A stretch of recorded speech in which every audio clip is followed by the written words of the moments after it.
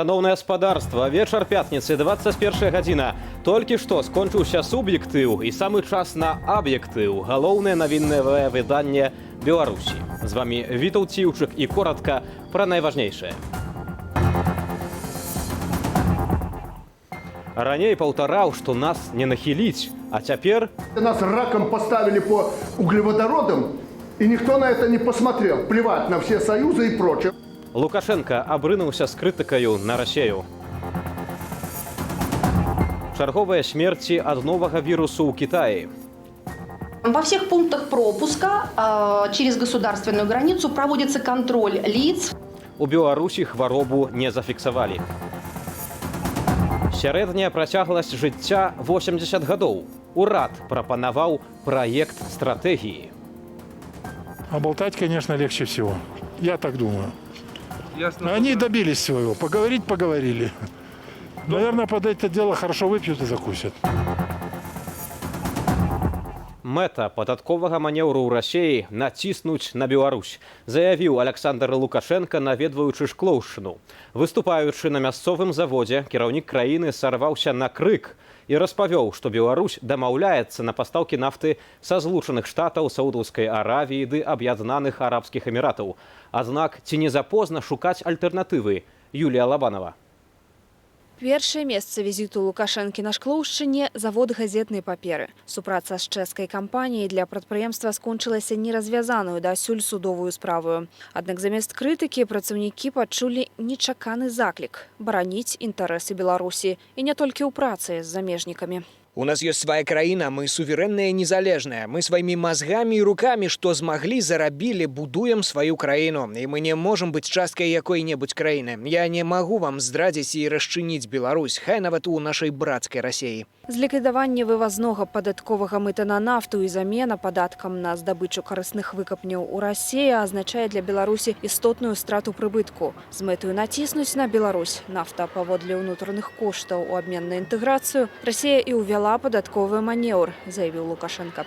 Праз падатковы манеўр ёсць жаданне, ёсць намеры кантраляваць аб'ёмы продажу, экспарту нафты. З другога боку, зразумела, што гэта спроба ціску на Беларусь, спроба ціску на гандаль з Беларусю і Украінай. Але захады Расеі звязаныя таксама і забаронай уласнага рынку. Нафтаперапрацоўваючыя кампаніі гублялі прыбытак ад больш як 20 мільёнаў тонн чорнага золота, якія штогод перапрацоўвала Беларусь. Компаниям, в принципе, все равно, куда платить.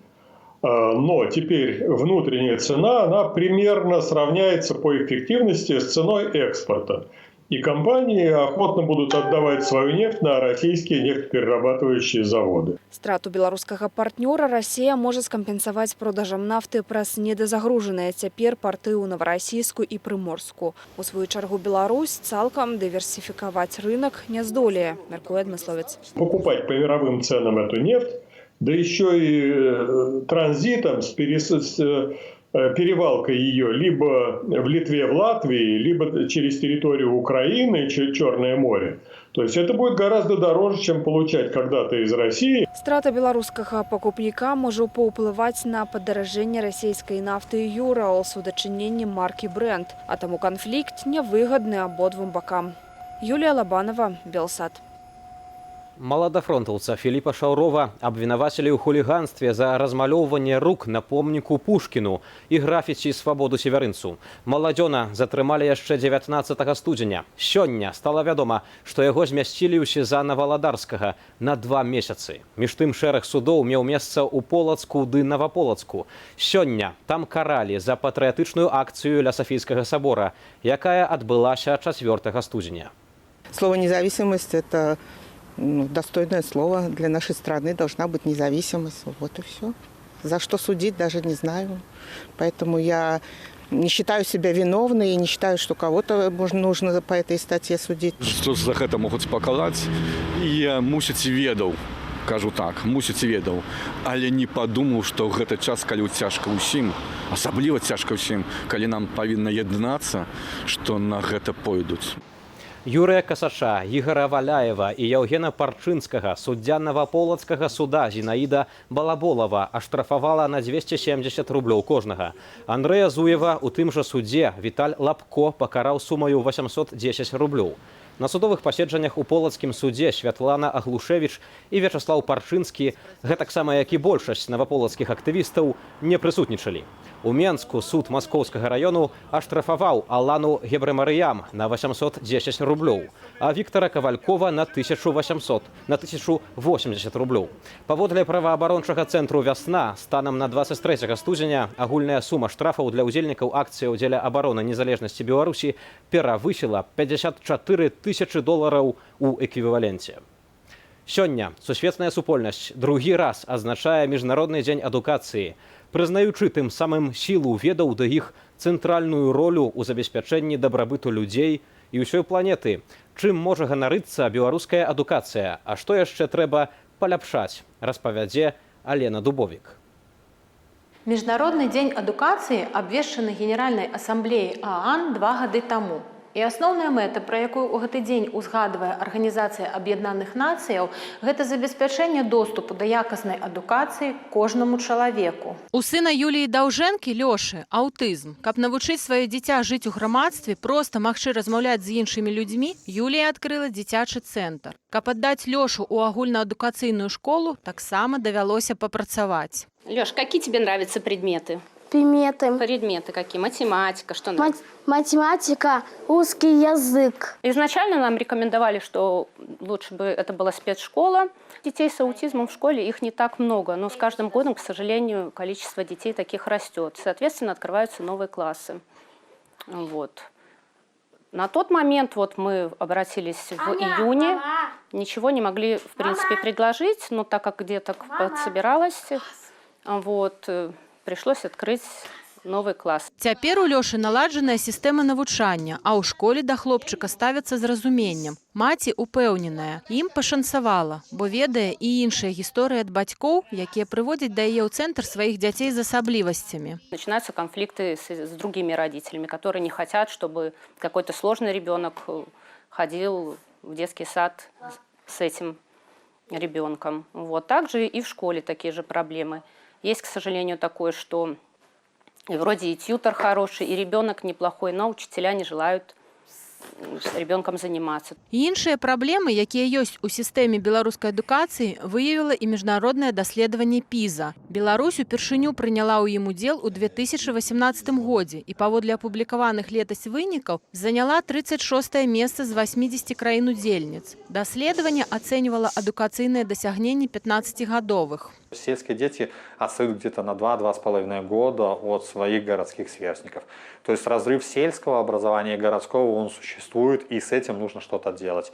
Существует разрыв между детьми из благополучных семей и детей из семей с большим достатком, і дзяцей з небольшим дастаткам. Магчыма, пэўных зменаў у айчыннай сістэме адукацыі варта пачынаць чакаць бліжэйшым часам. На гэтым тыдні Лукашенко заявіў пра неабходнасць перагледзець адукацыйныя праграмы школаў ды ВНУ і палепшыць іх. Але ўжо і сёння можна з упэўненасцю казаць пра станоўчыя моманты ў сістэме беларускай адукацыі. Самыя галоўныя і самы, такі пазітыўны у нас момант у адукацыі тое, што у нас ёсць педагагічная эліта, моцная, скансалідаваная, разумная, актыўная педагагічная эліта. Неабыякавыя людзі і у адукатары гэта той хвост, які віхляе сабакам. Яшчэ адным плюсам сучаснай сістэмы адукацыі становіцца супольнасці неабыякавых бацькоў, якіх з кожным годам усё больш. Алена Дубовік, Белсат. І да іншых важных тэмаў. Колькасць хворых на новы кітайскі каронавірус расце штодня. На жаль, колькасць смерцяў таксама павялічваецца, але здарыўся і выпадак выздараўлення. Падрабязней мая калега Діяна Радкевіч. Сёння кітайскія медыі паведамляюць пра больш як 800 хворых, болей на 200 захварэлых за дзень. Смяротных выпадкаў на момант рыхтавання матэрыялу налічвалася 26. Яшчэ зарана рабіць высновы, наколькі сур'ёзны вірус. Магчыма, мы прапускаем некаторыя лёгкія выпадкі, бо людзі папросту крыху хварэюць і ніколі не будуць правераныя, і яны вылікуюцца. Мы можам бачыць лягчэйшыя выпадкі, калі назіранне павялічыцца. Таму праблема не столькі ў колькасці, якая, як мы ведаем, будзе расці. У Китаі сёння для барацьбы з вірусам задзейнічаюць вайсковых медыкаў. Ізалявалі 13 гарадоў краіны і закрылі самы папулярны ўчастак вялікай кітайскай сцяны – Бадалін. У Пекіне нават адмянілі святкаванне кітайскага Новага года 25 студзеня. Здароўе стаіць на першым месцы, бо хоць эканоміка праз пэўны час можа аднавіцца, калі мы пакутуем на праблемы грамадскай аховы здароўя, наступствы могуць быць вельмі сур'ёзныя. Надзею на перамогу вірусу даў сённяшні выпадак у Шанхаі, калі ад пнеўманіі, выкліканай каронавірусам, вылікавалі першага пацыента. Супакойваюць і ў рэспубліканскім цэнтры гігіены. Вірус вылучаецца нізкай вытрымаласцю па-за чалавечым целам і не трапіць у нашу краіну, да прыкладу, поштаю. В отличие от тех же вирусов гриппа, в отличие от других респираторных вирусов, вирус передается при достаточно тесных контактах, например, в домашних условиях. У сваю чаргу Міністэрства аховы здароўя афіцыйна заявіла, што дзяўчына, якая вярнулася з Кітаю з падазрэннем на каронавірус, мае папросту грып, як і ейны хлопец, які лекуецца ў Расіі. Діяна Радкевіч, Белсат. Жыць да 80 гадоў, бо менавіта так мусіць выглядаць сярэдняя працягласць жыцця беларусаў у 2030-м, паводле міністра працы і сацыяльнай абароны Ірыны Касцевіч. Толькі ці ёсць у Беларусі для гэтага ўмовы і чаму гэтую тэму падымаюць чыноўнікі? Адказы шукаў Зміцер Міцкевіч. Павелічэнне працягласці жыцця беларусаў прадугледжвае дзяржаўная стратэгія «Годнае даўгалецце 2030». Планы сапраўды напалеонаўскія. Цяпер, паводле Белстату, нашы суайчыннікі жывуць у сярэднім 74,5 гады. Праз десятигоддзе чыноўнікі спадзяюцца пахваліцца лікам 80. Конечно, за 10 лет человеку, который пьянствовать начал, нарушать нормальное питание и прочее 40 лет назад, ему уже трудно что-то сделать. Могут дожить и белорусы хоть до 150 лет, но для этого надо поработать над собой. Ужо цяпер Беларусь сутыкаецца з праблемаю старэння грамадства. Больш за 15% з нас старэйшыя за 65 гадоў. А праз 10 гадоў прагназуецца, што 65-гадовы ўзрост перакрочыць кожны пяты. І хто будзе карміць армію пенсіянераў? Мы можам разважаць пра тое, што гэтая заява з'явілася не выпадкова. Хутчэй за ўсё, за ёй стаіць намер ўсё ж такі зноў падысці, абгрунтаваць нейкім чынам падвышэнне пенсійнага ўзросту. Улада плануе сярэднюю працягласць жыцця, аднак жыць-то столькі часу давядзецца нам з вамі. Што думаюць менскія мінакі пра міністэрскія планы? Очень просто дожить. Надо экологически чисто питаться, дышать свежим воздухом, спать достаточно и работать не больше 8 часов. Они, может, и доживут. У них хорошая медицина, я так думаю. А мы-то сомневаюсь. Не ведаю, як другим, а мне вельмі цяжка, бо мне ўжо 80 гадоў. У межах гэтай стратэгіі сярод іншага распрацоўваюць планы, як падтрымаць людзей перад пенсійнага ўзросту на рынку працы, вучыць іх новым тэхналогіям ды новым прафесіям. Чыноўнікі хочуць, каб беларусы жылі да 80 гадоў. Аднак ці задумваліся яны, што рабіць чалавеку ў гэтым узросце ў Беларусі, бо не ўсе ж маюць прысядзібную гаспадарку, а ў гарадскім двары цяпер часта і стала не знойдзеш, каб хоць бы козла забіць. Дык што цяпер, толькі на лаве сидеть застаецца? В Японии пожилые люди занимаются и физической культурой, и искусствами, и изучают какие-то варианты музыки, и участвуют в театральных постановках и все остальное. То есть они должны быть выделены в такой мир, иначе это будет беда. Потому что человек, который не знает, куда голову прислонить, а сам он не в состоянии найти для себя место, общество обязано создать ему ячейку, куда он войдет со своими возрастными возможностями. Працягласць жыцця сярэдняга японца складае больш за 83 гады. І толькі цяпер у краіне ўзыходзячага сонца жыве больш за 70 тысячаў людзей, старэйшых за 100 гадоў. Японія застаецца краіною з самым старым насельніцтвам у свеце і самым актыўным. Беларусі ж да такіх паказнікаў пакуль вельмі далёка. Зміцер Міцкевіч, Белсат. Вегетарыянства – проста мода ці новы этап у развіцці чалавецтва. Мясаеды сцвярджаюць, што без мяса нам не выжыць. Вегетарыянцы са свайго боку запэўніваюць, прадукты жывёльнага паходжання – галоўны вораг здароўя. Дыскусіі пераўтвараюцца ў палі бою. На адной з такіх бітваў пабывала наша карэспандэнтка Марыя Арцыбашева.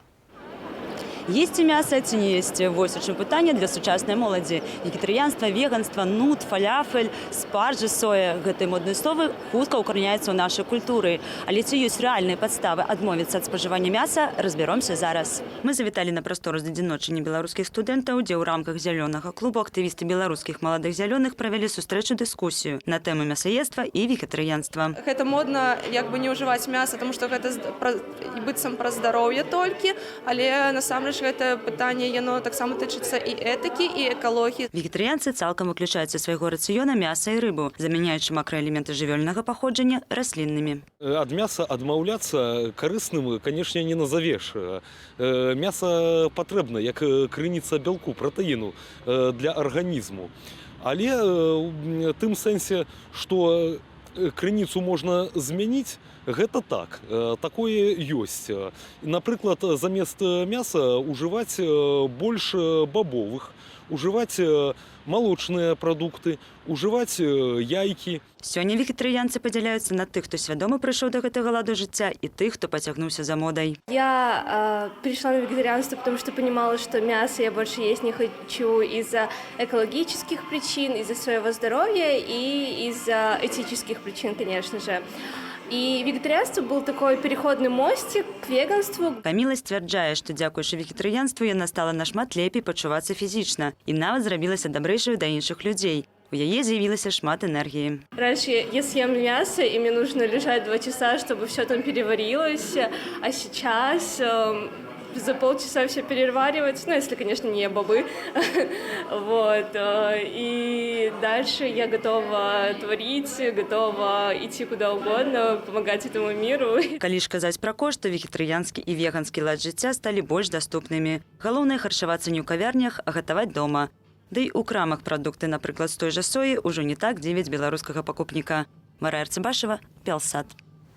А трэцяй хвіліне па поўначы настане кітайскі Новы год. І толькі тады афіцыйна распачнецца год белага металічнага пацука.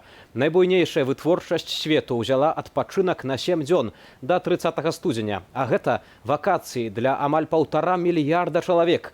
Сёлетнія вулічныя гулянні ў Пекіне адмянілі праз пагрозу эпідэміі. Але праграма святкаванняў усцяж разнастайная. Юлія Цяльпук.